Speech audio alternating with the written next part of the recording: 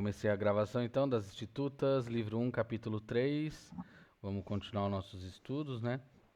E então, para começar, eu vou pedir para você, Wellington, fazer uma oração Uhum. de consagração, pedindo para que Deus nos abençoe nesse momento de comunhão, que Ele fale aos nossos corações com a palavra de Deus e com o ensino das Institutas para nos levar mais perto de Jesus.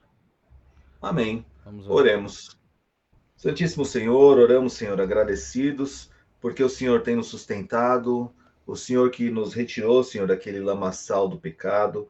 Agora estamos aqui, Senhor, prontos a te obedecer, Senhor, a buscar o teu santo nome, Senhor, e a seguir em constante arrependimento, Senhor. Porque, embora fomos livrados, Senhor, da escravidão do pecado, Senhor, ainda estamos sujeitos, Senhor, à carne. E te pedimos pela tua misericórdia, Senhor, que nos instrua e que nos molde, Senhor, e que nos abra os ouvidos e os olhos para perceber, Senhor, onde faremos diante de Ti, Santo Deus.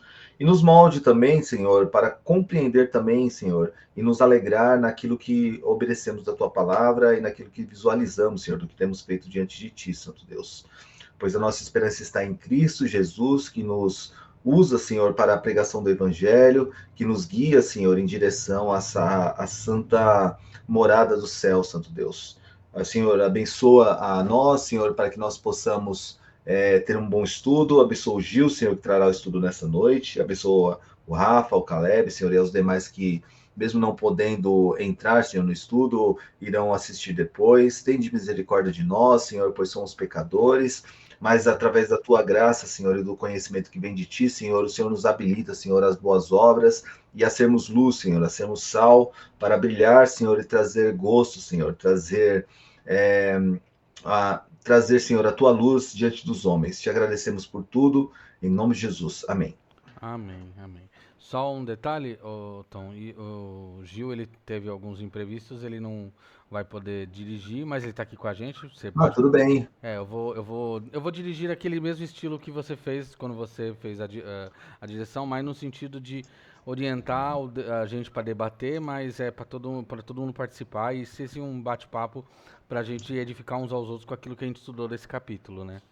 Ótimo. Então, eu vou deixar bem aberto assim para a gente ir conversando, batendo esse papo enquanto isso, né? Eu vou compartilhar minha tela aqui porque eu deixo o livro no Kindle aberto enquanto a gente vai falando. Então fica, eu acho mais É. fácil para todo mundo ver. Espera só um pouquinho. Não, onde é que tá o botão aqui? Compartilhar tela e não compartilhar áudio. É porque não precisa compartilhar o áudio, né? Então, só um minuto, janela, tela. Aqui, compartilhar sua tela. Ok. Espero que funcione. Vamos ver. Se vocês estiverem vendo minha tela, vocês avisam. Estamos. Então, beleza. Bom, quando eu compartilho a tela, minha câmera some, mas tudo bem, dá pra gente continuar sem problema. Ô Gil, você pode ficar à vontade também de a qualquer momento trazer assim as anotações, os comentários que você quiser trazer junto desse estudo aqui do capítulo 3, tá? Então pode ficar à vontade. Eu vou começar aqui e aí a gente vai batendo esse papo e tentando entender passo a passo as institutas e aquilo que a gente pode aplicar, né? O foco, lembrando, é sempre a gente olhar para a aplicação prática disso na nossa vida na igreja, na nossa vida no lar, na nossa vida como cristão, né? Nos tempos que a gente vive, como usar esse conteúdo para a glória de Deus e para a edificação nossa e da igreja, né?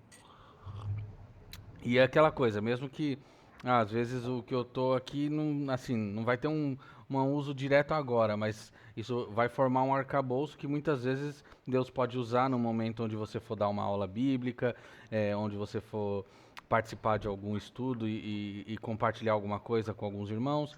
Então é um conhecimento que a gente vai é, agregando para utilizar da forma como Deus quiser, né? Vamos lá então.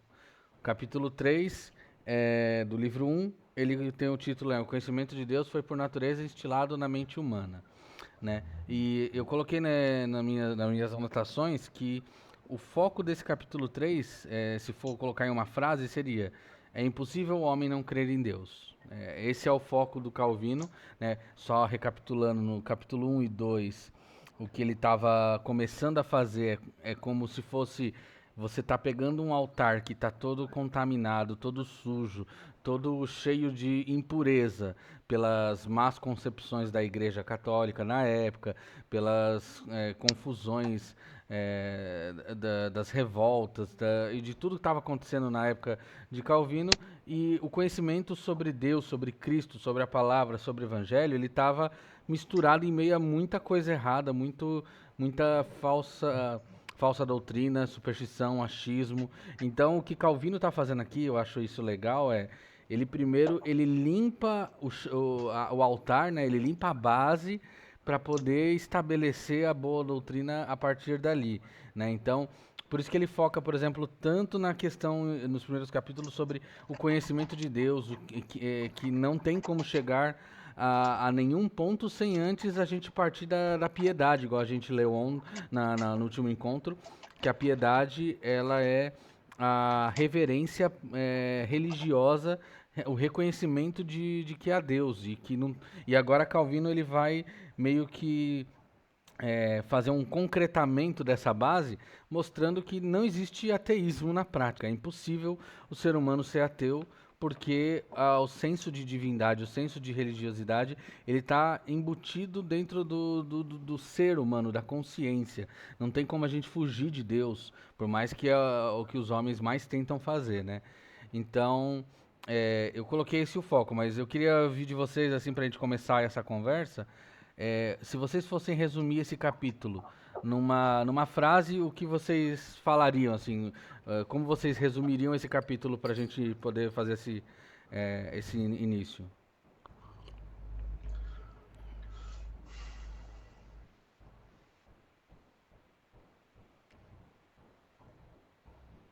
Acho que seria que.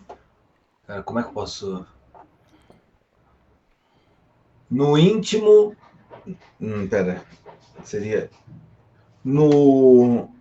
Melhor. Uma vez que foi Deus quem instilou o conhecimento sobre a sua existência no coração do homem, no íntimo, todo homem sabe que existe um Criador.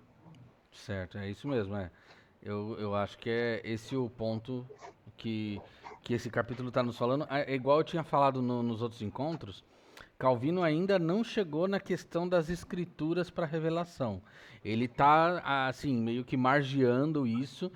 Isso vai entrar, né? Ele está fazendo uma explanação gradual, né, da questão do conhecimento de Deus, partindo primeiro dos princípios elementares e básicos e da revelação natural. Só que é igual ele vai falar aqui, a revelação natural por si só, ela não é suficiente para a salvação, ela é suficiente, na verdade, para a condenação do homem, né? Para tornar ele indesculpável. Então, e aí a gente pode até ver que lá no capítulo 5, no 5 não, no 6, que ele começa, para que alguém chegue a Deus, o Criador, é necessário que a Escritura seja sua guia e mestra. Ou seja, ele ainda vai discorrer um pouco sobre isso que está intrínseco no nosso ser, né? Então, nesse ponto 1, eu achei interessante aqui, que nesse ponto 1 desse tema geral desse capítulo, que é impossível o homem não crer em Deus, ou seja, o ateísmo é uma impossibilidade. O ponto 1, o Calvino começa enfatizando que não há nenhum ser humano que não tenha o senso da divindade naturalmente presente no ser, né? Ele fala isso, por exemplo, em alguns pontos, como ele fala, né? Na verdade, por disposição natural, o certo senso de divindade existe na mente humana, para que ninguém se refugiasse no pretexto da ignorância. Ou seja,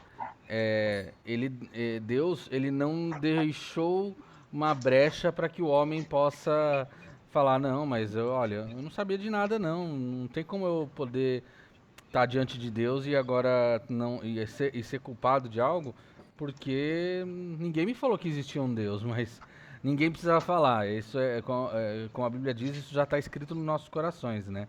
Essa verdade. Pessoal, o texto que me vem né, resumir o capítulo, para mim é o texto de Eclesiastes 3, 10 e 11, né, que diz assim: vi o trabalho que Deus impôs aos filhos dos homens, para com ele os afligir. Tudo fez Deus formoso no seu devido tempo. Também pôs a eternidade no coração do homem, sem que este possa descobrir as obras que Deus fez desde o princípio até o fim. Há aquele senso, né, de que existe, né, no coração do homem o vazio, né, no formato de Deus, né? Existe a eternidade, né, no coração do ser humano. Então ele busca isso em algum lugar. E aí, né, como a gente vai ver Calvino falando da idolatria, enfim, mas esse senso, né, de buscar pela eternidade, de buscar por Deus, ele existe no coração do ser humano. E isso, né, como o texto de Eclesiastes diz, isso em alguma medida aflige, né, o ser humano também, né? Ele fica inquieto até ter uma revelação, ou ele prefere, né, o Calvino vai dizer isso, né, que ele prefere acreditar em qualquer coisa do que não acreditar em nada. É isso mesmo. Essa passagem de Eclesiastes ela é bem enfática nisso e ela resume a questão. Só para contextualizar, o Felipe chegou aí. Ô Fê, a gente está propondo assim, fazer esse estudo igual daquela vez com ela, então a gente vai pondo nossos pontos, conversando e compartilhando o ponto de vista para poder edificar aqui uns aos outros, tá bom? Fica à vontade se quiser falar. Sem problema. Então, aí, ainda também nesse ponto que o Gil falou, exatamente, eu não lembro de quem que é a frase, mas um teólogo também fala que existe um vazio do tamanho do universo que só Cristo pode preencher no coração do homem. Acho que John Piper fala algo assim, mas ele não deve ser o primeiro, nem o último a falar isso, porque esse é o ponto-chave inicial do evangelho, né? Que o ser humano ele tem um vazio no seu íntimo e esse vazio não se preenche com nada a não ser com Cristo, né?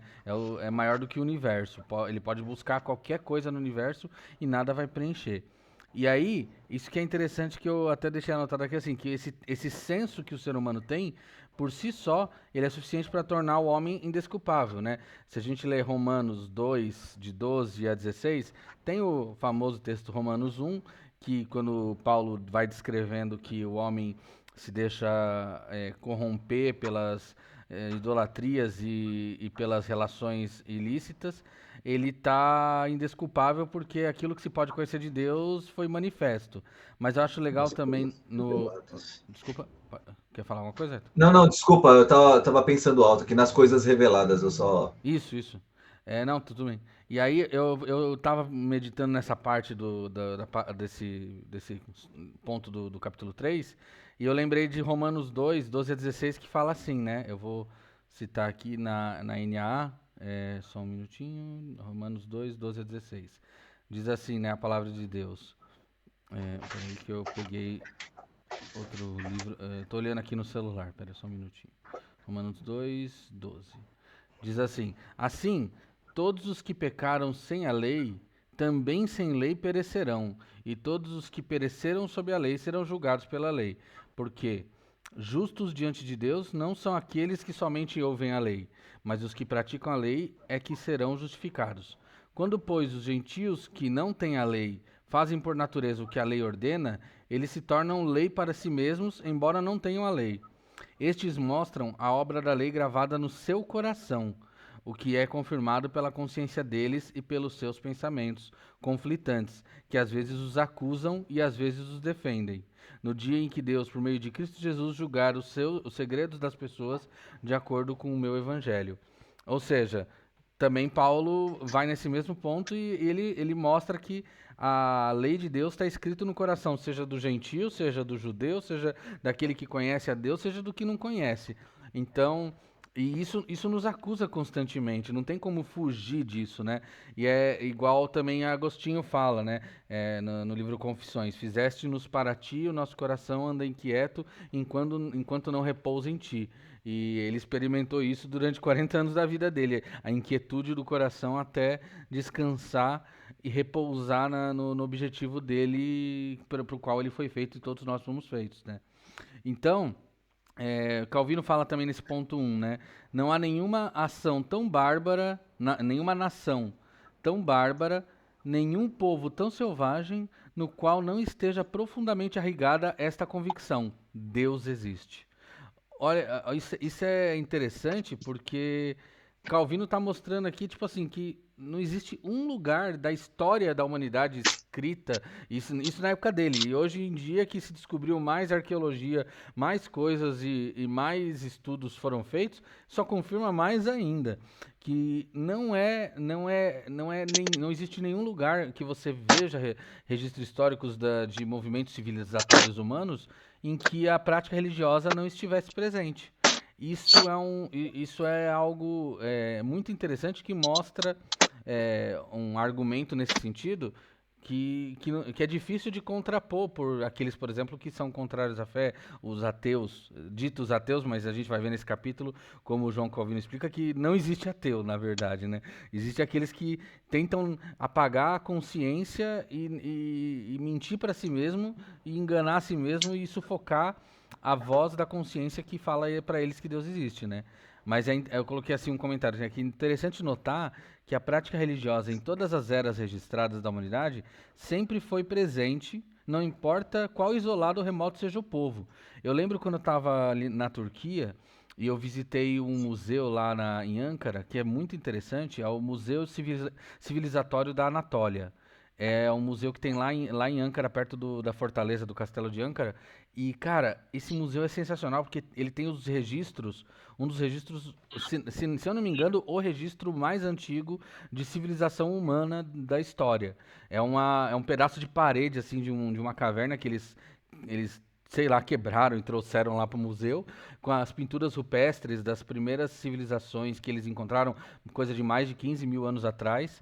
Aí a gente vê as pinturas e tem algumas gravuras e algumas dos sítios arqueológicos que eles trouxeram as rochas e as formações, aquilo que foi coisa criada por ser humano, existia, tipo, por exemplo, algumas pinturas que eram referente a atos religiosos, ou seja, como se fosse atos de cunho transcendente, porque era figuras de homens fazendo reverência em frente a ídolos, obviamente era idolátrica, mas mostrando ações que não eram correspondentes, por exemplo, a um ato puramente de sobrevivência materialista, ou seja, matar, caçar, comer, se reproduzir, dormir e se proteger. Era algo além disso. E também nesse museu tinha uma região lá que eles trouxeram todo o pedaço lá das rochas, que era tipo meio que um templo. Eram várias rochas, vários pedaços de pedra esculpida verticais, assim, dispostos em forma de círculo, com meio que um púlpito no centro, uma coisa assim, um altar, uma coisa que seja. E isso é interessante porque, cara, isso fala muito. O registro mais antigo da humanidade é um registro religioso. Então, assim, eu não lembro se é o mais antigo ou um dos mais antigos, né? Depois eu posso pesquisar para falar para vocês, mas isso mostra que isso é o ponto de conexão que eu acho que a gente tem que pensar quando a gente estiver evangelizando, principalmente hoje em dia, numa era pós-cristã, né, que é a era que a gente vive. Não pós-cristã porque não existe cristão, mas porque o mundo ele tem se desapegado dos valores cristãos pouco a pouco, no qual ele foi construído, o mundo ocidental principalmente, né? E a gente vê isso um pouco no Brasil, mas eu tenho visto muito isso aqui na Europa, né? A maioria dos europeus se dizem ateus, se dizem sem fé, ou é simplesmente nominal, é tipo algo cultural, porque os pais eram assim, eles só falam que são, é o ateísmo prático, né? E essas pessoas acham que religião é uma coisa inventada, ou uma coisa assim, sabe? Tipo, que não tem relação com a vida deles, porque eles não precisam disso. Mas, na verdade, nunca houve um tempo na história onde isso não existisse. E a outra questão o que Calvino deixa claro aqui isso não foi algo que o homem inventou, mas isso sempre esteve imbuído dentro, assim, essa era uma matéria-prima dentro do nosso coração, né? Alguém quer fazer algum comentário, não?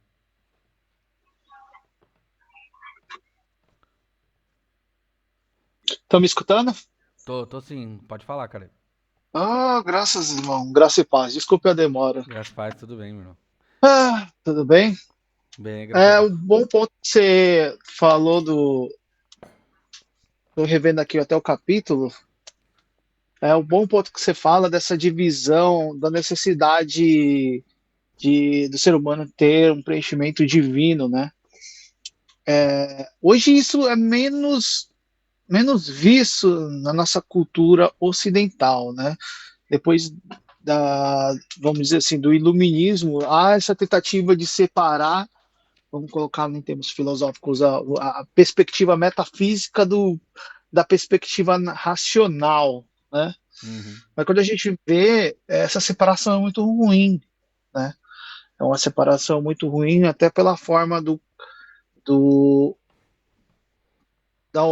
princípio de humanidade, né? Aí se pode se debater, aí o debate, né, dentro do interreligioso, do que é esse aspecto metafísico. Mas um ponto interessante que eu estava até lendo recentemente sobre formação do Estado dos povos ali do judaísmo do segundo século e a formação da história bíblica de Israel, né, que dentro do orientalismo não tem essa perspectiva, essa separação como a gente tem no Ocidente, que é um fruto do iluminismo. As sociedades, até que a gente tenta considerar como ateias, elas são ultramente religiosas, desde dos chineses, desde mesmo dos aspectos hindus. Eu me lembro, quando eu estava na Irlanda, eu morei com um indiano numa casa, numa república, e quando ele descobriu que os sérvios, né, que moravam com a gente eram agnósticos, ateus, ele parou de conversar na hora. Porque Nossa. para o indiano, se você não tem uma religião, você não é um ser humano, Porque isso faz entendeu? parte da humanidade, né? Do que é ser É, humano. e é interessante porque assim, é, como esse lado negativo da busca da iluminação e da separação do metafísico foi gerando uma destruição natural do homem. Porque quando a gente vai para a primeira e Segunda Guerra Mundial, é essa separação e a maximização da racionalidade, né, desse existencialismo sem o divino, que vai gerar o mais podre da humanidade que a gente já viu, cara. Né? Então, É a sem desumanização do ser humano, né? Ele se torna só um a objeto. desumanização do ser humano, né? Ou com aquela tentativa da busca do Nietzsche, do super-homem. E tem a deificação do homem também, né? Porque as filosofias Peraí, mais gente, atuais, pera elas não rapidinho. Tem dado um eco na sua caixa, Wellington, acho. A minha caixa tá desligada, não sei o que tá acontecendo, não. Não, agora eu acho que melhorou. Porque tava ligado. Calma, gente, calma. Parece que não sabe mexer o computador. Não, tá tudo certo. Pode falar, desculpa. Não, é a deificação do homem hoje, né? Porque em épocas de celebridades e coisa e tal, você tem a adoração, ela foi mudada de criaturas metafísicas para criaturas físicas, né? Então hoje você tem esse culto às personalidades como se fosse a Deus. As pessoas choram, as pessoas deixam oferendas na frente da casa das pessoas e tem tudo isso. Então a adoração se moveu nesse sentido, né? Porque depois do iluminismo e dessa coisa desse racionalismo absurdo, né, de querer acreditar que só o que eu vejo eu pego é real, né? O mundo foi direcionado a olhar os homens como deuses. Sim, Acho que foi essa que foi a mudança. aquela posição da Revolução Francesa e do Iluminismo, que o homem é o centro de tudo e ele é a medida de todas as coisas. E o ser humano foi feito para adorar. Então, se ele não adorar a Deus, ele vai adorar, igual você está falando. Ele vai procurar alguma coisa, porque é um sentimento tão forte, é algo tão intrínseco na natureza humana, tanto quanto a necessidade de comer, a necessidade de dormir, a necessidade de se reproduzir. Essas necessidades básicas do ser humano, a necessidade de adorar, e ela é uma das coisas exclusivas de seres humanos, né? Porque animais não adoram no sentido de expressar um culto O racional a Deus, louva-a-Deus ele né? adora. Literalmente, ele louva a Deus, né? Então, esse é o inseto crente. Mas então, a questão é que, diferente dos animais, que só tem, eles param nos instintos que igual a gente tem também de fome, de reprodução, de sono, a gente tem esse outro instinto natural que é tão forte quanto os outros e que isso que nos torna seres humanos. É impossível fugir. Tanto que quanto mais o homem tenta fugir, mais ele vai direcionar isso para coisa errada e destrutiva, né? E eu acho. Pode falar. Pode falar. Desculpa te cortar, uma adenda aqui, a gente falando tudo isso, né? Metendo até de Nietzsche também.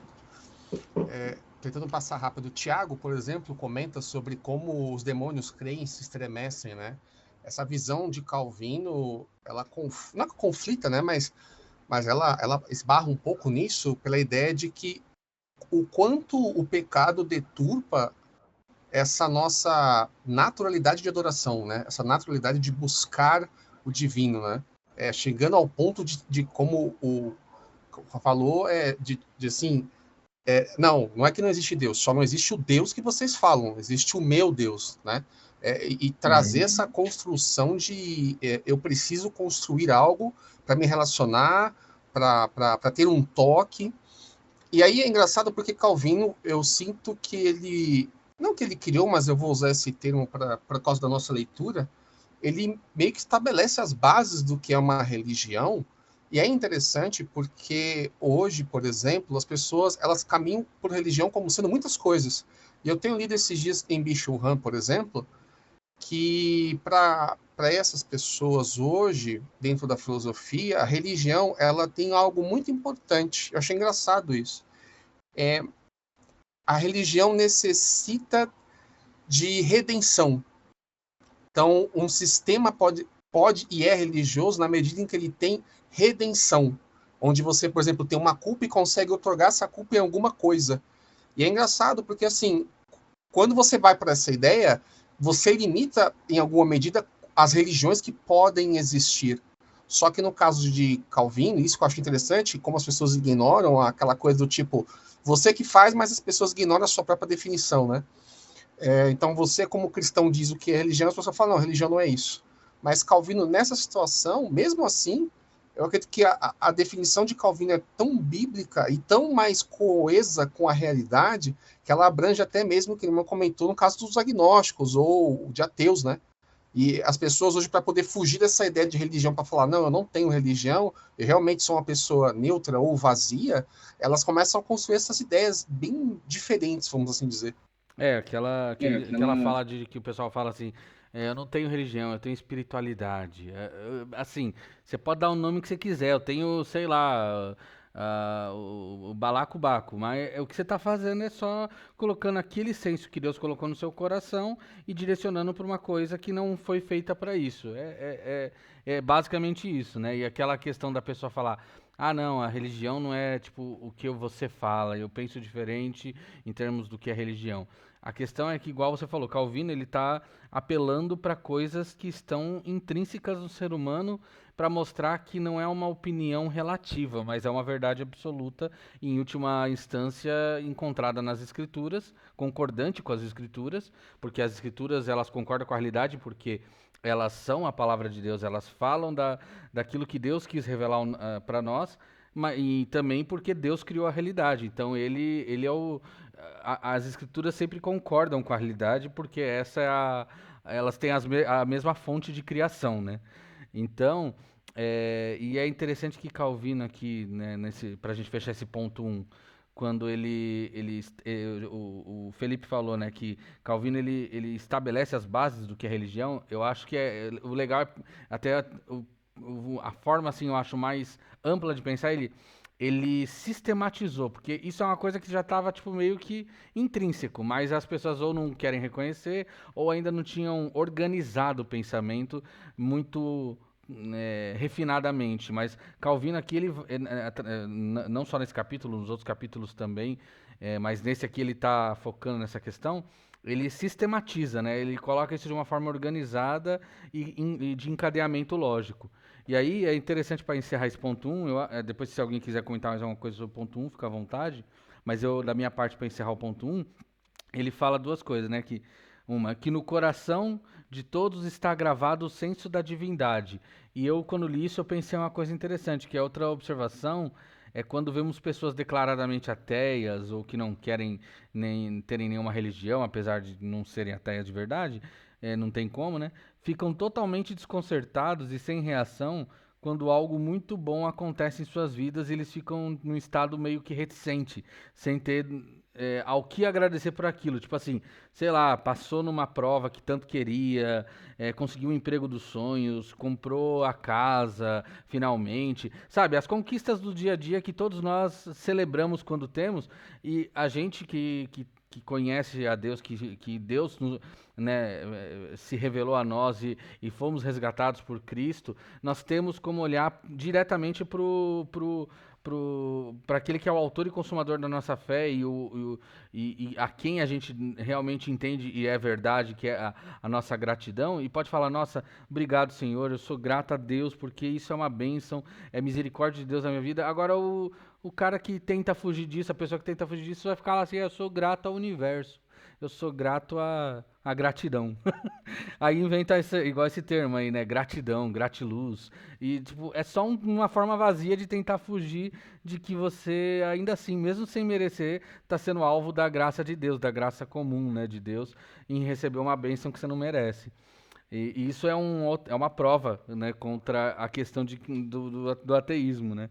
E Calvino termina nesse ponto 1 que até a própria idolatria é ampla evidência dessa noção, né?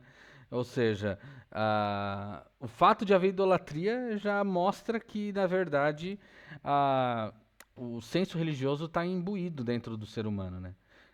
Assim, do ponto 1, eu acho que é isso que eu queria comentar, mas se vocês tiverem mais alguma coisa para falar do ponto 1, antes da gente passar para o ponto 2. Só uma adenda antes do pessoal, só para... Pode falar. Pode falar. Tem uma coisa que sempre me pega, né? Quando a gente fala sobre essa ideia de pessoas não terem religião, e nesse caso de Calvino colocar essa definição bem estabelecida, eles aparece até como tipo uma pessoa que está lutando, né, para tipo, ó, não vai ser assim, né, um justiceiro, não vai ser dessa maneira, vai ser da maneira correta, e esse é o entendimento. E é interessante que as pessoas tentam fugir desse entendimento. Alguém aqui chegou a ver me veio na cabeça disso, né, o Roda Viva sobre a cientista brasileira? Eu vi só alguns trechinhos, mas ainda não tive tempo de assistir. Tem um momento nessa revista que é para variar, né? Porque jornalista hoje tem se tornado sinônimo de babaquice, né? Infelizmente.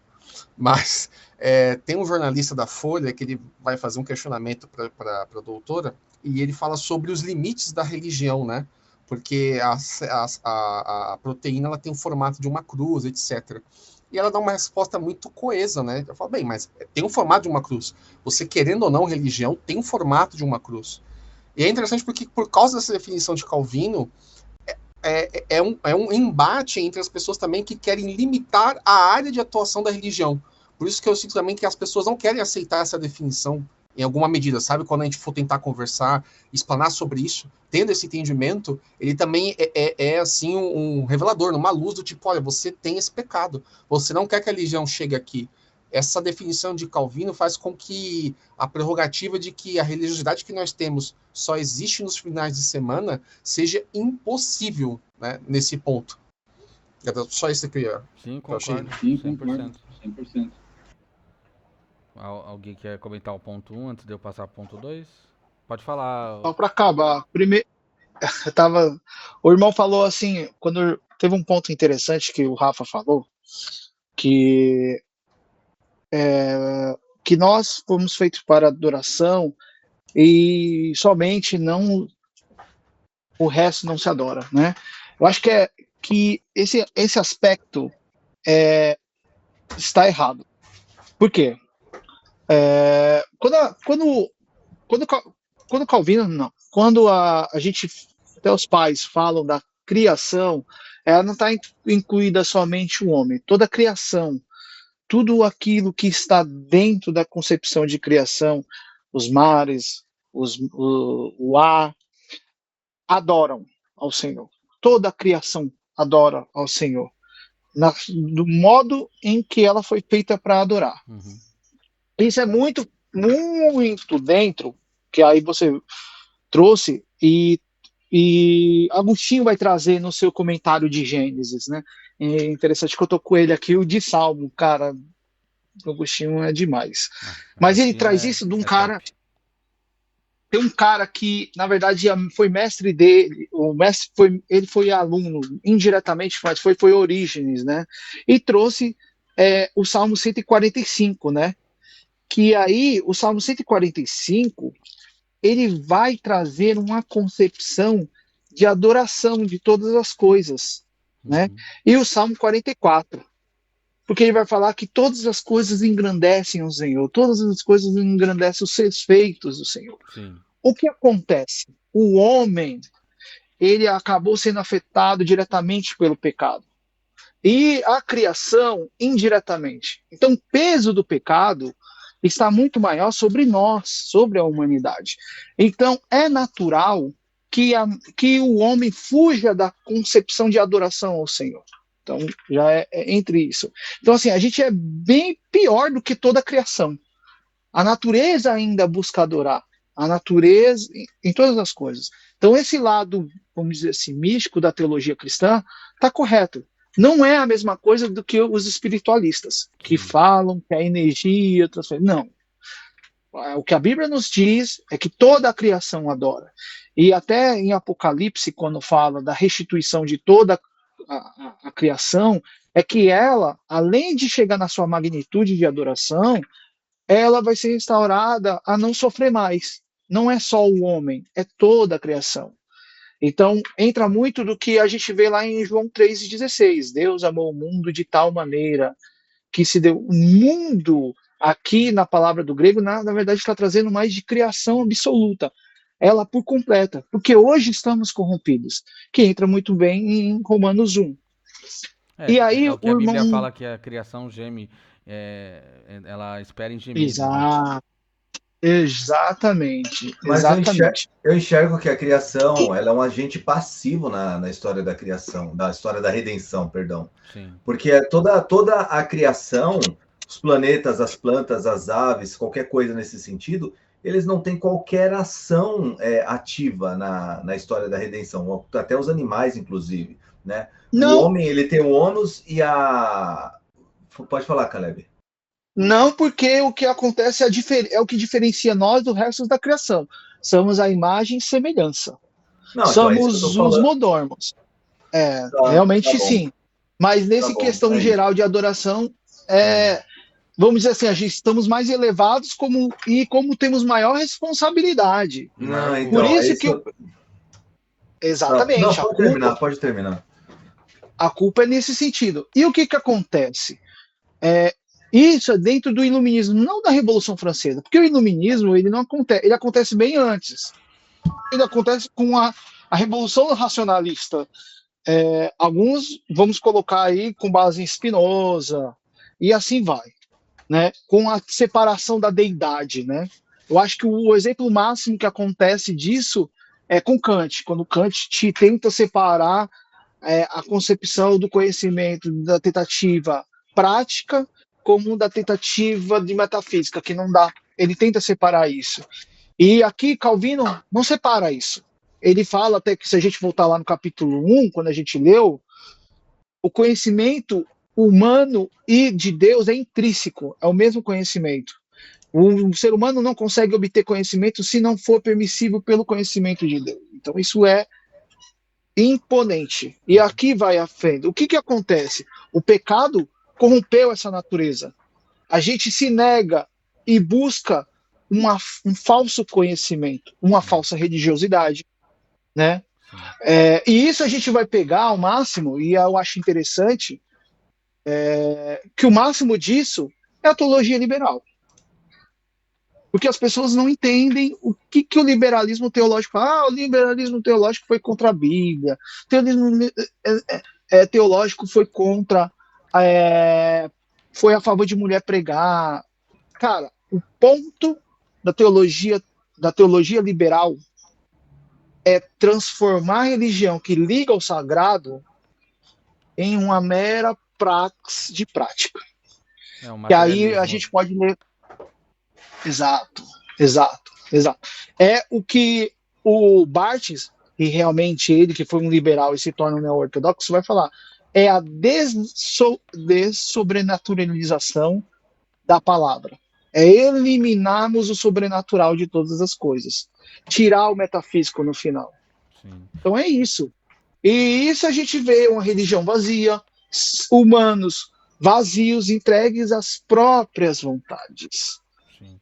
Né? Que vai cair muito no existencialismo de Nietzsche. O que o Ban Ryu-Cho tenta corrigir, quando ele vai falar que a religião é morta, é que o materialismo místico da religião morreu e vem morrendo. A gente tenta trazer isso, mas nunca conseguiu. Entendeu? Por quê? Porque cada vez mais somos entregues às nossas próprias paixões, às nossas próprias verdades. E se não for o efeito sobrenatural, a religião não volta a ser aquilo que dá existência a nós, que é ligar ao sagrado.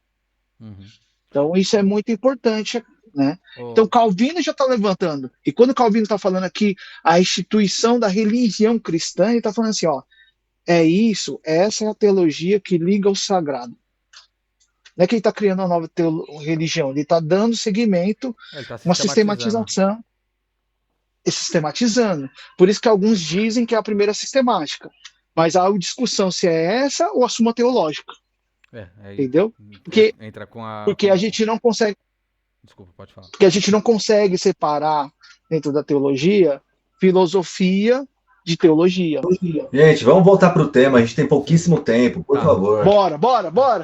Deixa eu só fazer um último adendo, que eu acho que eu me expressei errado, e por isso que o Caleb fez esse ponto. Eu também concordo, eu entendo que a criação, ela também adora Deus, porque ela foi feita para isso, e a criação, ela não tem pecado, ela sofre com os efeitos pecados, ela adora Deus com aquilo que ela faz, mas o que eu quis dizer é que o culto racional, que é exclusivo do ser humano, justamente por sermos imagem e semelhança de Deus, é justamente isso que nos diferencia de sermos meramente animais. Porque os animais, eles não têm essa intencionalidade racional na adoração. Eles adoram porque o fato deles viverem e existirem, e eles estarem obedecendo os instintos e a natureza deles, é em si adoração a Deus, porque eles estão cumprindo o papel para o qual eles foram feitos. Já a gente tem um ponto a mais, né? A gente tem algo a mais do que só instinto. A gente tem a religião, ela está dentro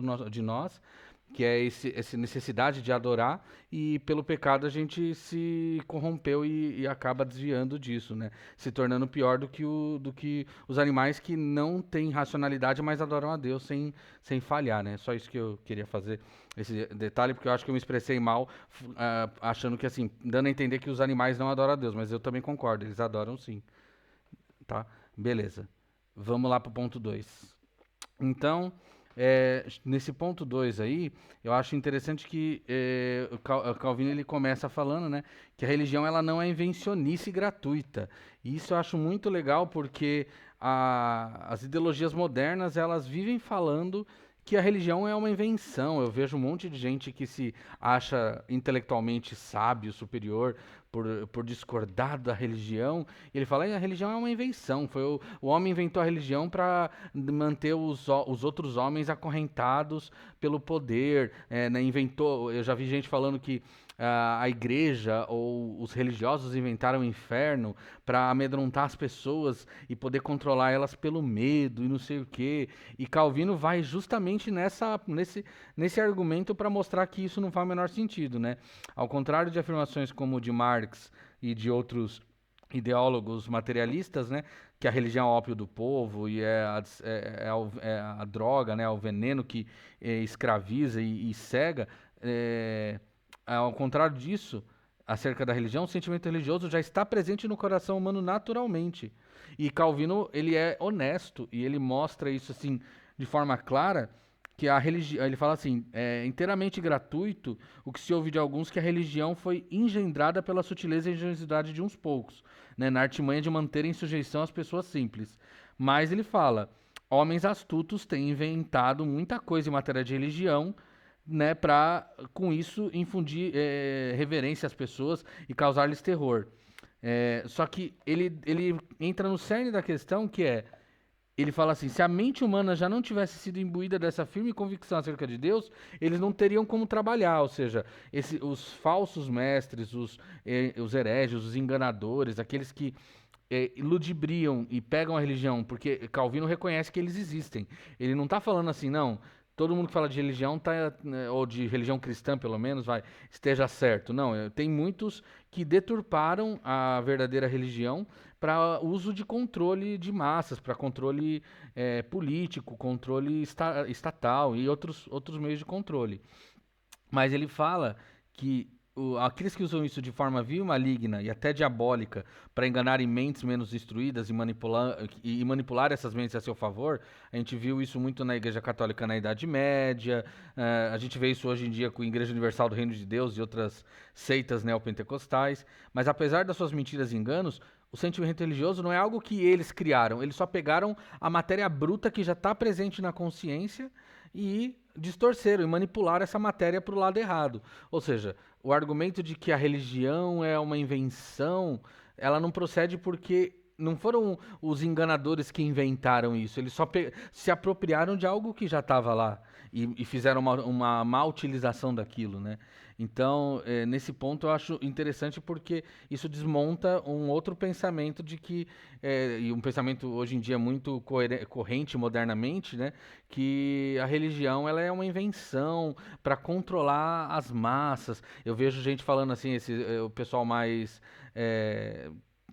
progressista no sentido antirreligiosismo, né? Falando, porque vocês moralistas, fundamentalistas, vocês criam a religião e essas regras de que não pode, principalmente o pessoal que quer viver uma vida mais libertina, sexualmente falando, eles falam que, vocês criam essas restrições para controlar, impor medo, mas isso é tão sem noção que se isso fosse realmente assim em todo caso, né, absolutamente verdade, lógico que existem gente mal intencionada que faz isso, mas se isso fosse uma verdade por si só básica, quem está fazendo essas regras está se lascando, porque ele está se colocando também sobre o jugo dessas regras, ou seja, aquele que está com má intenção não vai querer ele mesmo se colocar na situação que vai prejudicar ele mesmo.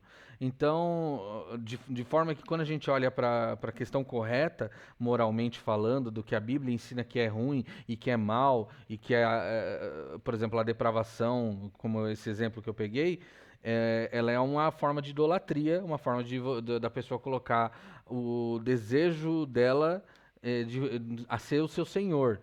E isso é destrutivo. Então não é algo criado para controlar as pessoas, mas é algo que a realidade é assim, exatamente dessa forma.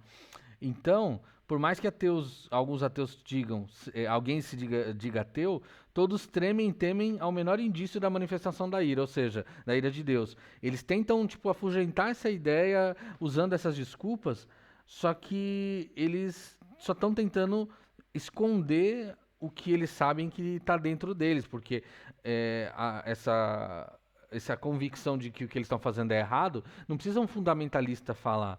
Eles sabem, no fundo, que aquilo é errado, só que eles tentam calar essa voz e fazer aquilo sufocar a ponto deles poderem dar vazão àquilo que é o desejo deles, sem que haja uma contraparte negativa tentando constrangê-los, né? Sendo eles mesmos e a própria consciência que Deus colocou lá.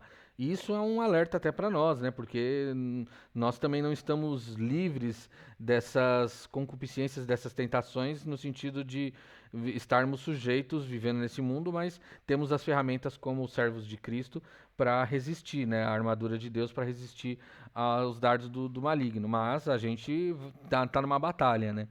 E até que alguém quer fazer algum comentário antes de eu continuar?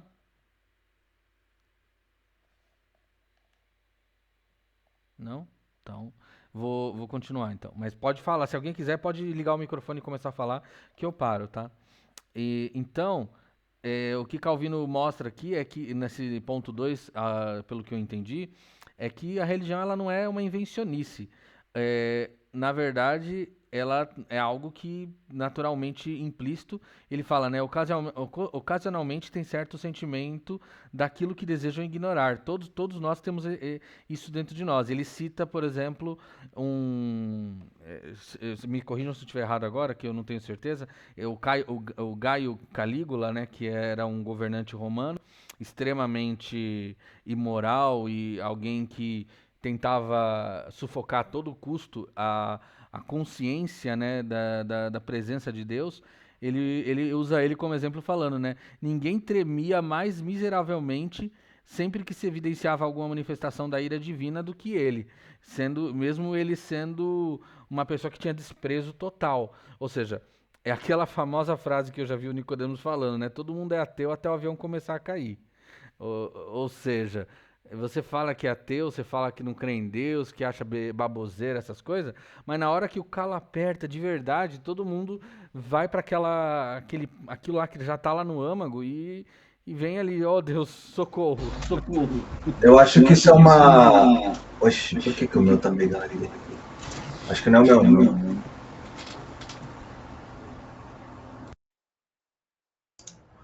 Peraí, acho que... agora acho que tá normal.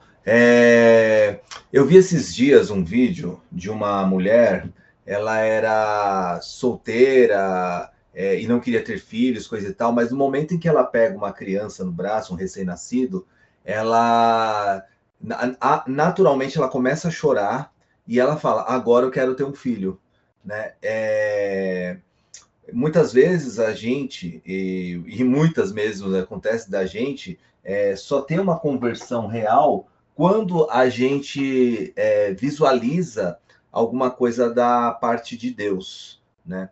Então a gente tem essa impressão o tempo todo de que existe algo além, mas que muitos tentam calar, igual Calígula, né? Que era cheio das orgias e coisas do gênero, né?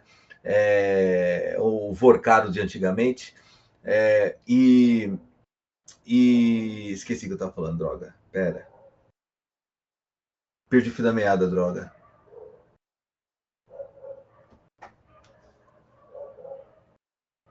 Ah, merda, perdi o fio da meada.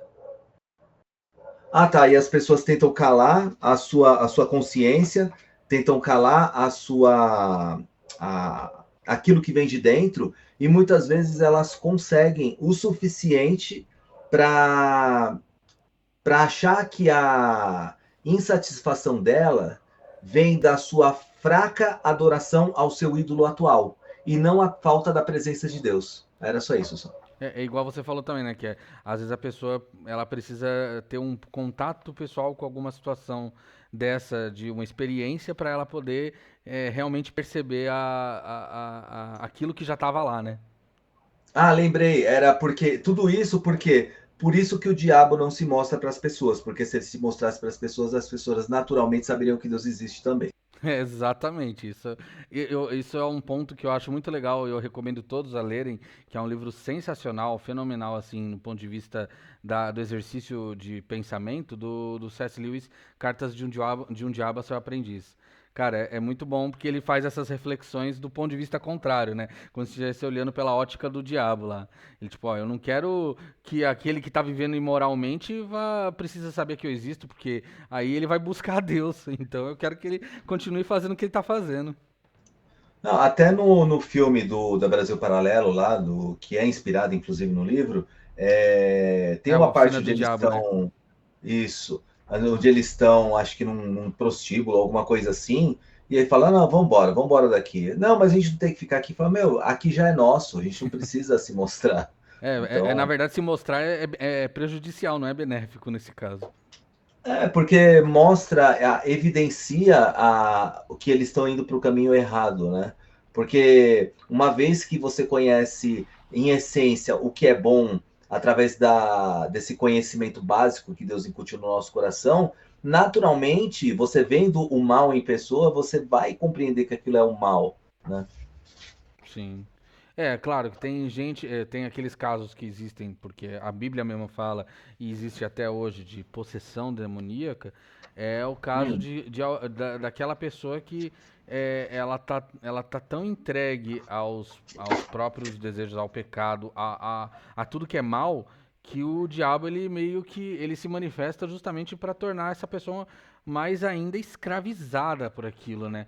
Ou seja, tornar ela cativa, mas não é um Não, cativo não, a ponto que Jesus não consiga quebrar as correntes como ele mesmo fez e faz até hoje, né?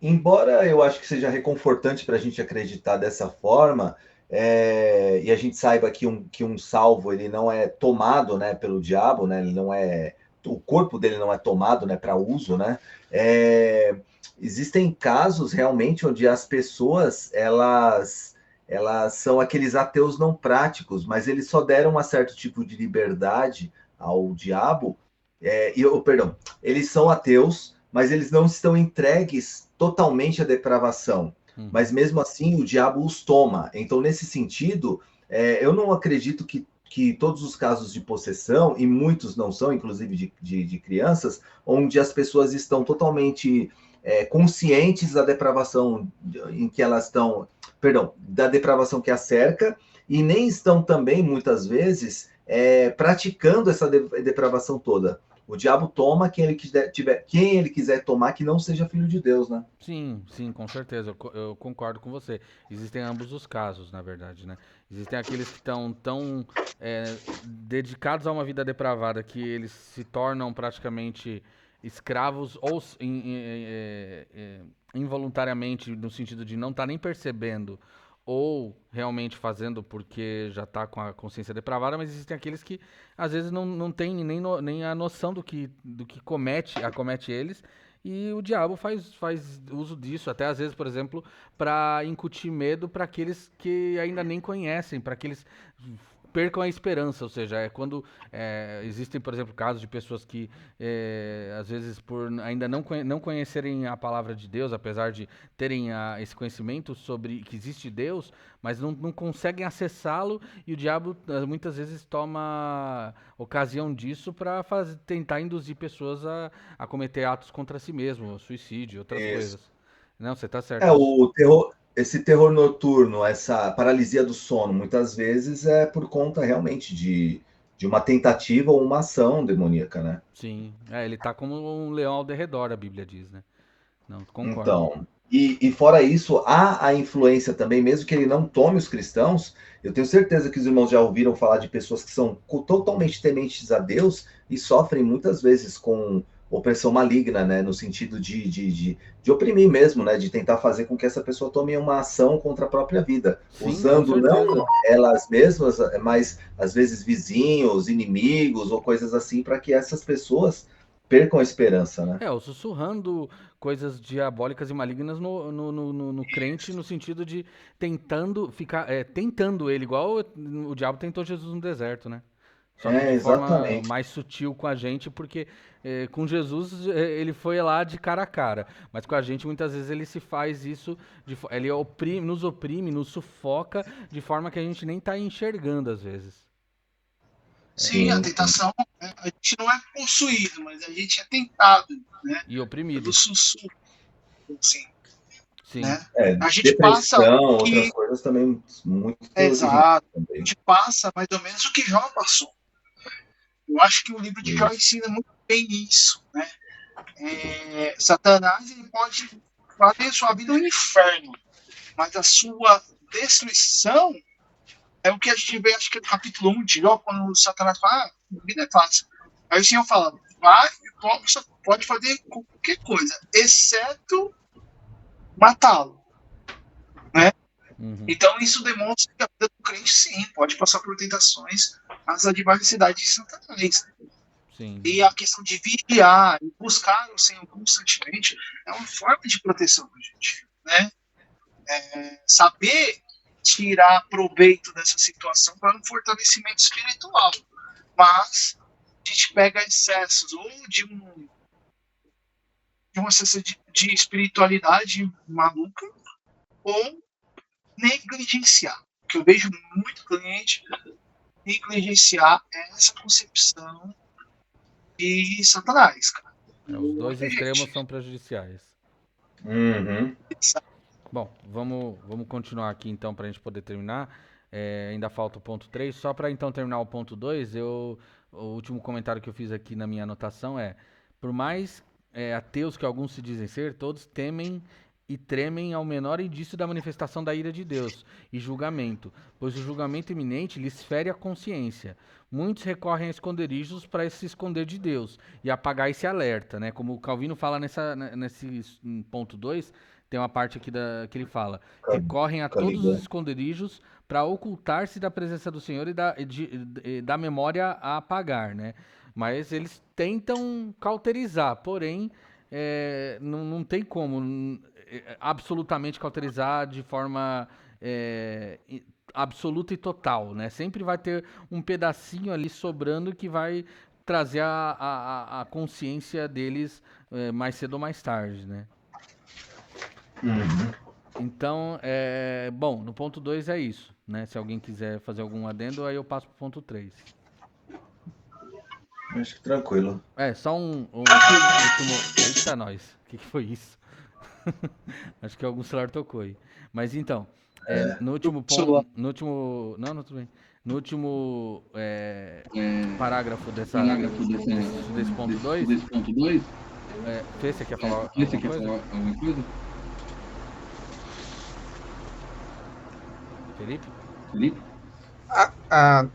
Não exatamente, né? Eu acho que eu vou esperar pelo 3, né? Tá bom. Porque a questão da religião aí, acho que vai tocar mais pelo ponto 3 mesmo, que eu tô pensando.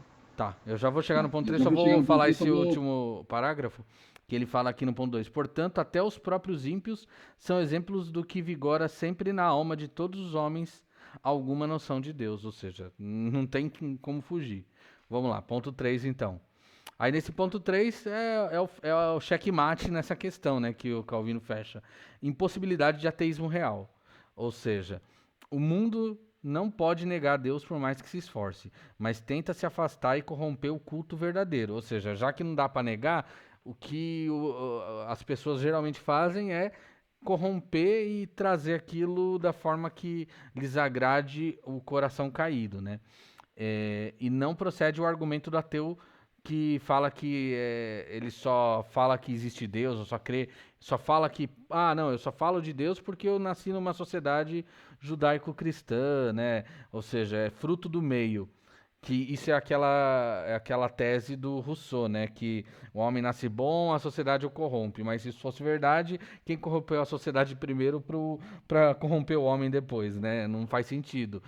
Nessa questão do ovo à galinha é o outro lado. É o homem que nasce corrompido, é a única possibilidade. E que ele fala, não, eu nasci no meio de uma sociedade judaico-cristã, é por isso que eu tenho essa concepção de Deus, por mais que eu sou ateu, a pessoa pode falar. Na verdade, não, porque a pessoa não é fruto da sociedade única e exclusivamente. A sociedade onde ele está influencia, claro, muitos dos seus pensamentos, da sua cosmovisão, só que existem coisas intrínsecas que não dependem da sociedade. E a noção de Deus e de que existe Deus e da religiosidade é uma delas. Porque independente de que sociedade que se fale, em todas elas isso está presente. Então, esse ponto que eu já vejo muitos ateus falando, não, a gente aqui só fala da possibilidade de Deus, só está discutindo Deus porque eu nasci numa sociedade ocidental judaico-cristã. Porque se eu tivesse nascido, sei lá, na Rússia de Stalin ou na China de Mao Tse-tung, eu não acreditaria. E não é verdade, porque você vê até nesses lugares cultos a personalidades, como esses ditadores sanguinários, ou culto a qualquer outra coisa. Ou seja, a religiosidade está presente. Uhum. Né? Pode falar. Não, era isso, que é colocar a criatura no lugar de Deus, né? Então, os ditadores entram como deuses nesse ponto. Ou seja, não tem como falar, não, eu só falo o ateu falar, eu só fico debatendo que Deus não existe, porque eu nasci numa sociedade que naturalmente fala de Deus. Se eu tivesse nascido numa sociedade que não se fala de Deus, eu não acreditaria em Deus. Não é verdade, porque não existia essa sociedade. Nunca existiu e nunca vai existir. Essa é a evidência natural dos fatos, né? O conhecimento... Pode falar, Caleb. Exatamente, cara, exatamente, falou tudo. E, tipo assim, essa coisa de judaico-cristã, cara, é muito feubá, cara. Muito É uma feubá e mistureba meio fanático, maluca. cara. Cara, isso daí é um cara que eu falo, é do é do capeta. É um cara que eu falo que é do capeta, se chama Hanak. Esse cara fez estrago, velho. Tudo bem que ele era brother lá do Feubá, mas você tá amarrado. E bem essa tese, mas, cara, se esses dias tava assistindo uma live de, de um chinês, né? Tipo, contra um comunista, né? E o comunista, tipo assim, Por que você tava vendo essa live, cara? hã? Brincadeira, foi falar, por que você tá vendo essa live, cara? Cara, porque assim, a evangelização é importante. Depois que eu morei na Irlanda, é importante você saber o aspecto cultural como uma pessoa vê, Sim, não, né? o Felipe tá Isso é só zoando, muito. Caleb. Mas pode falar lá Eu da. sei, eu sei. Mas o comunista falou: não, o chinês é altamente ateísta. Cara, o chinês é altamente. Claro, não estou defendendo a espiritualidade dos caras, mas os caras são extremamente espirituais. A base chinesa é totalmente confuciana. Não é à toa que, para os irmãos que não sabem, lá é o estado que mais cresce o cristianismo, né? Uma coisa interessante que eu estava conversando com um amigo meu, que ele é pastor batista, ele mandou uns papers.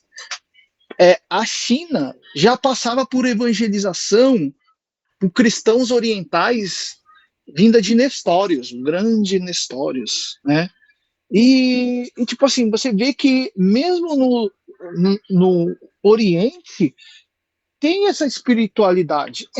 Isso cai a tese de qualquer garoto humanista que estuda ciências sociais na USP, velho. É isso mesmo. É incrível, cara. É incrível. E, tipo assim, o que acontece dentro do próprio. Uma coisa que eu gosto muito do McGrath, realmente isso. O marxismo, ele tenta usar uma praxe para substituir essa religião. Ele cria a ideologia política como um substituto do ideal religioso e não consegue, cara. E não consegue.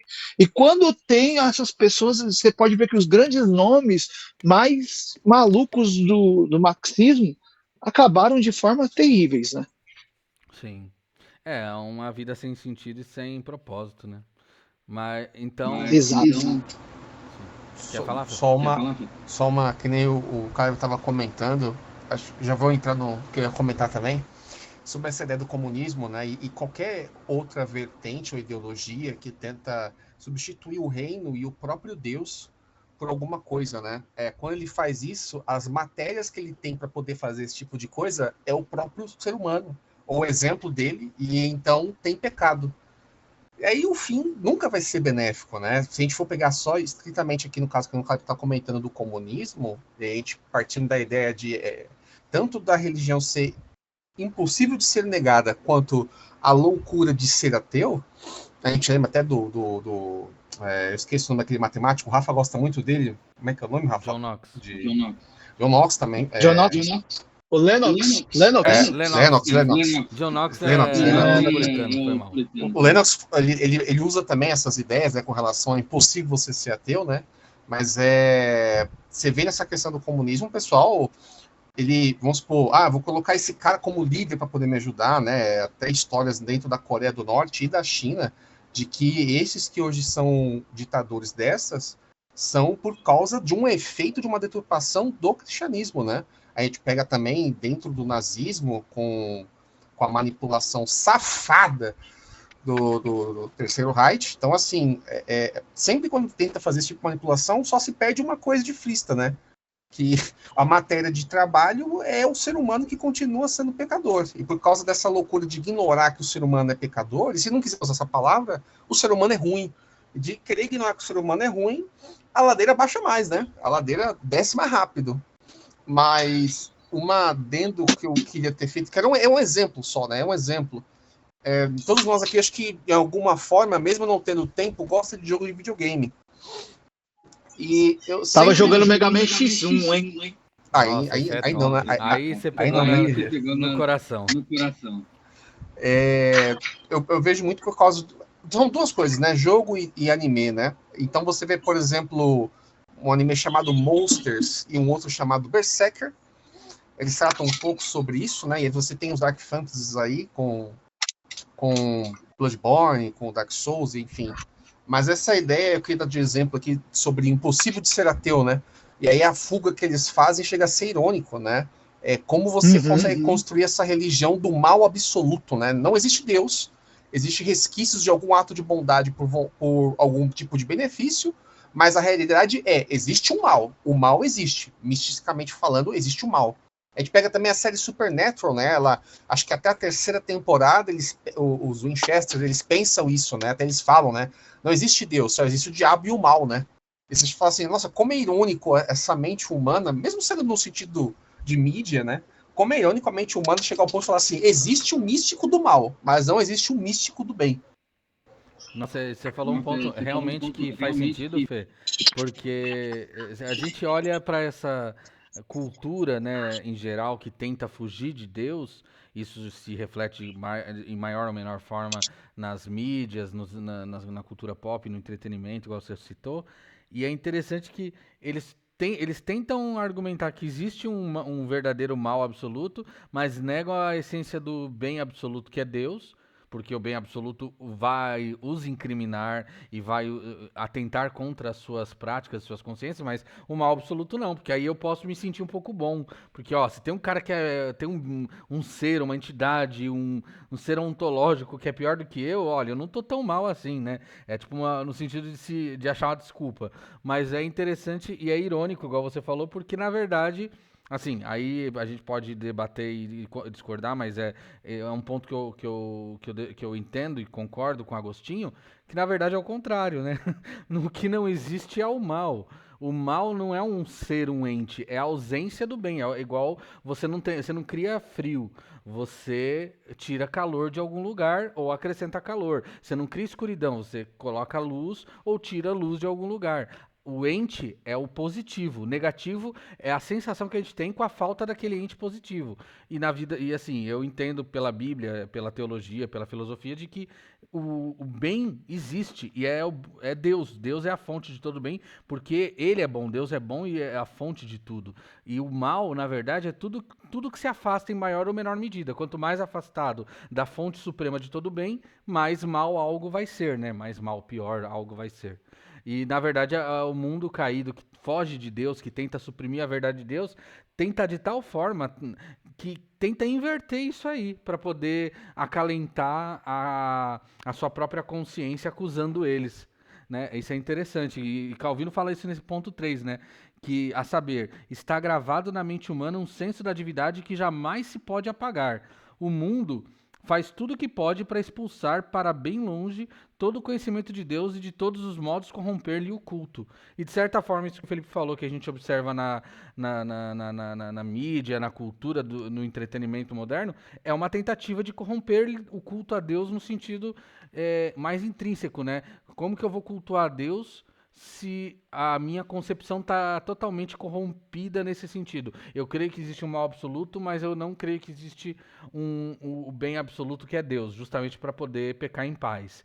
Então, quando isso está corrompido, você quebrou a primeira ponte que você precisa ter para chegar e se aproximar de Deus. E é por isso que eu acho que é interessante, isso até para uma visão prática da nossa vida, é a gente usar esse conhecimento que a gente está debatendo aqui e aprendendo para quando a gente for evangelizar, falar de Deus para os nossos amigos e colegas, porque a gente vai ser confrontado com isso mais cedo ou mais tarde, em algum momento da vida, alguém vai querer apelar para essas falácias e a gente tem que estar, como a palavra diz, pronto para saber dar a razão da esperança que há em nós, né? Como diz em 1 Pedro 3,15, né? Bom, só então avançando aqui para a gente terminar, porque já estamos avançados na hora, eu vou falar os últimos pontos que eu tenho aqui a comentar e a gente faz os últimos comentários e fecha. Calvino fala também nesse ponto 3, né? Portanto, todos nascem e vivem nesta condição, isto é, para conhecerem a Deus. Quando Calvino fala isso, não tem jeito. A coisa que vem na minha cabeça é a primeira pergunta do Catecismo Maior de Westminster. E isso é a parte, eu acho que todo mundo já sabe de trás para frente, se bobear aqui, né? Qual que é o fim principal do homem? Alguém me responde aí, vai. Adorar a Deus e gozá-lo para todo sempre. Aê, isso aí, tirou 10. Essa aí é a pergunta 101, né? É a pergunta básica de calvinismo e cristianismo. Mas então, Cara, Mas eu eu prefiro. faço isso com meus alunos adolescentes, cara. Eu grudo eles e falo qual é o primeiro, qual a primeira, qual o fim principal do homem? Que é a pergunta 1, né? tem que, isso tem que estar Cara, cravado, tatuado no peito. eu prefiro o do Catecismo de Heidelberg. E até hoje essa pergunta me esmaga, velho. Ah, sim, a do A do Heidelberg, ela primeiro. é mais profunda no sentido de falar mais a fundo. O Westminster, ele fala a mesma coisa, só que de forma extremamente resumida, né? É bem resumido, mas o Catecismo de Heidelberg tipo, faz uma forma meio poética, Uma entendeu? forma meio Tipo, isso agostiniana. me. É, porque o Weidenberg, o Ronald Weidenberg lá, ele era bem poético, né? Então era um cara, principalmente atrelado muito a uma perspectiva mística. Então, Sim, eu amo o Cassino de essa Heidelberg. E eu acho que vale até a pena, Heidelberg. assim... Oh, desculpa, pode falar. Não, e o pior que vocês falando isso, me voltou esses dias, eu estava estudando muito a concepção helvética 1 e 2, cara, também é maravilhosa, mas a minha tá no meu coração, é Heidelberg. Aí depois vem Construção de Westminster. Sim, e como eu falei da de Westminster, eu acho que vale a pena para nossa edificação aqui no nosso momento eu citar essa primeira pergunta que é maravilhosa do Cassino de Heidelberg. Tem até uma música, depois eu compartilho lá no grupo, de um cantor cristão chamado Daniel PC, que eu ouvi uns tempos atrás, ele musicalizou essa pergunta, né, que é: qual é o seu único fundamento na vida e na morte? O meu único fundamento é meu fiel Salvador, Jesus Cristo. A ele pertenço em corpo e alma na vida e na morte, e não pertenço a mim mesmo. Com seu sangue ele pagou por todos os meus pecados e me libertou de todo o domínio do diabo. Agora ele me protege de tal maneira que, sem a vontade do meu Pai do céu, não perderei nenhum fio de cabelo. Além disto, tudo coopera para o meu bem. Por isso, pelo Espírito Santo, ele também me garante a vida eterna e me torna disposto a viver para ele daqui em diante de todo o coração. Cara, isso é lindo, é realmente emocionante de ler e faz o nosso coração ferver por Cristo. Enfim, para a gente então encerrar, né? O que nos só termina, assim, voltando para um ponto que eu falei, mas para concluir, né, de forma conclusiva, o que nos diferencia de animais irracionais é que somos seres religiosos conscientemente, né? Igual eu tinha falado. Os animais eles adoram a Deus, mas é a natureza inconsciente e instintiva. Nós adoramos a Deus conscientemente, né, como imago Dei, né, imagem e semelhança. E o homem que busca se afastar da religião está fazendo pior do que um animal irracional, porque visto que os animais louvam a Deus pela sua natureza, o homem, quando se afasta de Deus e se afasta desse conceito e tenta ser ateu, na verdade ele está caindo numa situação muito pior do que qualquer fundo do poço que possa aparecer, assim, porque é o pior de tudo, né? Você que foi criado à imagem de Deus, querer se fazer menor do que mais baixo do que os animais que louvam a Deus, então é algo assim totalmente o último, né, da situação. Por isso que nós precisamos desesperadamente de Cristo e precisamos falar disso para as pessoas, porque o ser humano ele naturalmente ele vai para esse fundo do poço mesmo, né? E aí Calvino termina esse capítulo, né, citando alguns filósofos, e ele fala até de Platão, né? Que ele fala que até os filósofos gentios, pagãos, quando estão elucubrando acerca do bem maior, eles chegam nessa natural conclusão de que há um ser supremo bom e detentor de todo bom, criador de tudo, e do qual tudo advém. E é até interessante porque se você olha para Agostinho do ponto de vista filosófico, porque além de teólogo ele foi um filósofo medieval e um dos maiores e mais importantes. Ele é conhecido por ser um filósofo neoplatonista. O que Agostinho fez foi aprofundar tudo que ele aprendeu de Platão na cosmovisão, nos óculos corretos. Platonista, não vai falar neoplatonista, não, pelo amor de Deus. Ah, bom, isso foi o que eu pesquisei, mas é lógico, eu não sou especialista em filosofia, mas pode me Platonista. corrigir. É platonista ele. Neoplatonismo é do século 14 e 15, entendeu? Tá É bom. mais pra frente. Não, tudo bem. Entendeu? Quando eu pesquisei sobre Agostinho, eu tinha visto algumas fontes que falava que ele era neoplatonista no sentido de que ele ressignificou o platonismo do ponto de vista da ótica cristã, né? Na cosmovisão cristã, ele pegou aquilo que Platão desenvolveu e aperfeiçoou no sentido de colocar no seu lugar adequado, né? Da revelação. Mas você é tá porque certo. tem uma estrutura neoplatônica que revê todo o pensamento de Platão. O que a gente pode definir que o Agostinho realmente ele vai ser, irmãos, Pode falar, tô ouvindo. estão me escutando? Ah, tá. É que eu ouvi o barulho. Ele vai ser o pai da filosofia cristã, entendeu? Ele vai trazer um platonismo cristão, como Plotino, dentre outros pais, entendeu? Mas é platonista. Isso mesmo. Não, perfeito. E aí, justamente nesse ponto, a- o que ele fala aqui, ele fala que é inescapável que o homem chegue a esse conhecimento se ele se empenhar, esse conhecimento se ele se empenhar em encontrá-lo. Agostinho fez muita filosofia nesse sentido, interpretando a filosofia de Platão à luz das Escrituras dentro da cosmovisão cristã. E Calvino termina, né, falando: portanto, o que os faz superiores é tão somente o culto a Deus mediante o qual se aspira à imortalidade. Ou seja, o que nos torna superior aos animais e faz a gente estar no verdadeiro local onde a gente deve estar é justamente o orientar isso na direção correta, que é o culto a Deus mediante o qual nós entendemos e compreendemos que somos seres eternos, né? Esse é o fim principal, não entender que a vida não acaba aqui, o mundo não acaba aqui, mas é algo que vai para além dessa vida, a imortalidade, é o aspecto de contemplar o eterno.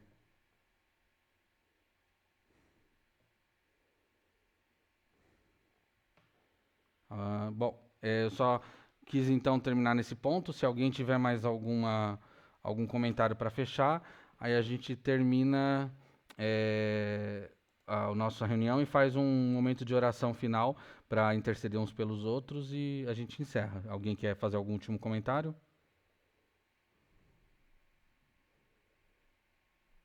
Bom, eu vou interromper a gravação porque para a gente poder fazer o nosso momento de oração e aí a gente faz esse momento fora do que vai ser publicado no YouTube, né? Só um minutinho, deixa eu fechar aqui.